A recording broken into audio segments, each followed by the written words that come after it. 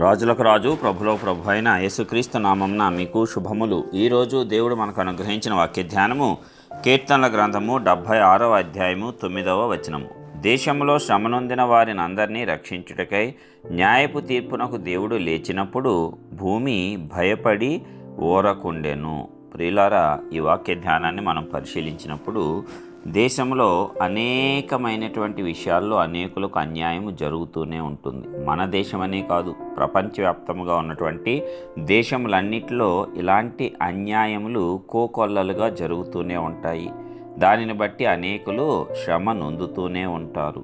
అయితే ప్రపంచమును లోకమును ఏలేటువంటి దేవుడు చెప్తున్నటువంటి మాట, దేశంలో శ్రమనొందిన వారిని అందరినీ రక్షించుటకై న్యాయపు తీర్పునకు ఆయన లేస్తాడంట. ఎప్పుడైతే ఈ యొక్క అన్యాయము అధికార గర్వంతోనూ అహంకారముతోనూ లేక వేరే విధమైన మనుషుల పట్ల ద్వేషముతోనూ అపవాది ప్రేరేపణ వల్ల అన్యాయము రాజ్యమేలుతుందో అప్పుడు ఆ శ్రమ నొందిన వారిని అందరినీ రక్షించటానికి, అలాగే శ్రమ పెట్టిన వారికి శ్రమ నొందిన వారికి ఇద్దరికీ న్యాయపు తీర్పు తీర్చటానికి దేవుడు లేచి వస్తాడంట. ఎప్పుడైతే ఆయన వచ్చాడో భూమి భయపడి ఊరకుంటుందంట. ఇది గతంలో కూడా అనేక మార్లు జరిగింది, ఇక ముందు కూడా జరగబోతుంది. కాబట్టి మనము నిరీక్షణ కలిగి ఉండి ఆ న్యాయపు తీర్పు తీర్చే దేవునికి ప్రతి విషయాన్ని అప్పగించుకోవాలి.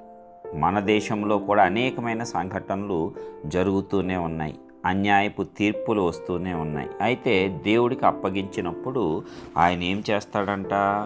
అధికారుల పొగరును ఆయన అంచివేయవాడంట. భూరాజులకు ఆయన ఎలాంటి వాడంట? భేకరుడంట.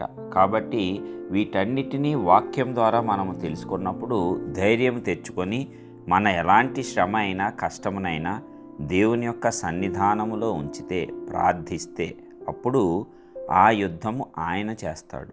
మనము పోరాటం చేయవలసినటువంటి అవసరము లేదు. మన వంతుగా మన బాధ్యత చేయవలసింది ఏమిటి? ప్రార్థన, ఆయనకు మొర్రపెట్టుట.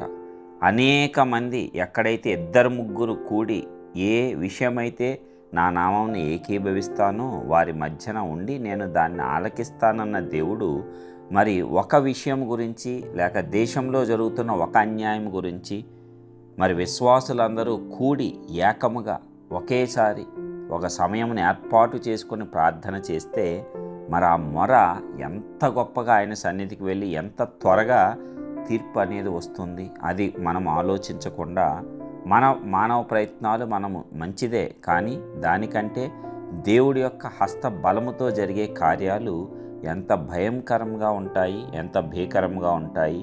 అది మనకు న్యాయంను తీరుస్తుంది, మనకు అన్యాయం చేసిన వారికి కూడా తీర్పును దేవుడు తీర్చేలాగా చేస్తుంది. కాబట్టి ఈ కోణంలో మనము ఆలోచించాలి.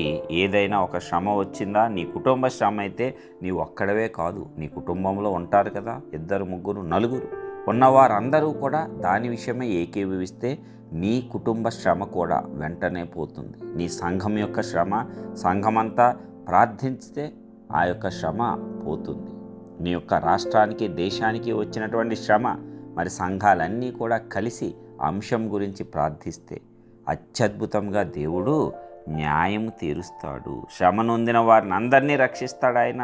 భూమి భయపడి ఊరకుంటుందంట. అప్పుడు భూమిలో ఉన్న అధిపతులు, రాజులు అందరూ కూడా ఊరకుండాల్సిందేనా?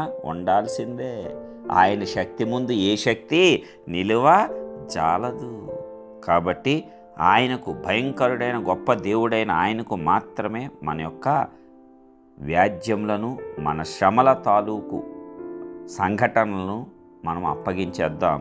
అది ఆయన చేతిలోకి వెళ్తే పని ఆయనదవుతుంది.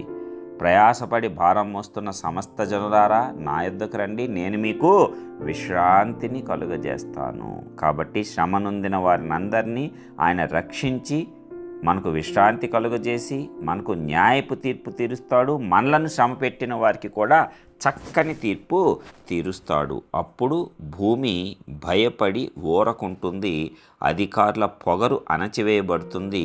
భూరాజులు భయంకరుడైనటువంటి ఆయన తీర్పును చూచి గడగడ వణికిపోతారు. కాబట్టి దేవుని యందు, ఆయన శక్తి యందు విశ్వాసంతో, నమ్మకంతో ముందుకు సాగిపోయి ప్రార్థన చేద్దాం. మహోన్నతుడైన గొప్ప దేవ, ప్రియ పరలోకపు తండ్రి, మీ ఘనమైన నామానికి వందనాలు చెల్లిస్తున్నాం. ఇప్పటివరకు అద్భుతమైన రీతిలో కాపాడినందుకు మీకే వందనాలు. ఇదిగో నాయన, మరి మీరు ఇచ్చినటువంటి గొప్ప వాక్యమును బట్టి స్తోత్రాలు చెల్లిస్తున్నాం. అవునయ్యా, దేశంలో, ఏ దేశంలో అయినా ప్రపంచంలో శ్రమ నొందిన వారిని అందరినీ రక్షించటానికి, నీవు న్యాయపు తీర్పు తీర్చడానికి లేచి వచ్చే దేవుడవు. అప్పుడు భూమి వణుకుతుంది. భూమిలో ఉన్నటువంటి సమస్త అధికారులు, రాజులు, అందరు అధిపతులు అందరూ కూడా వణుకుతారు. నీవు వారి పొగరును అణిచివేస్తావు.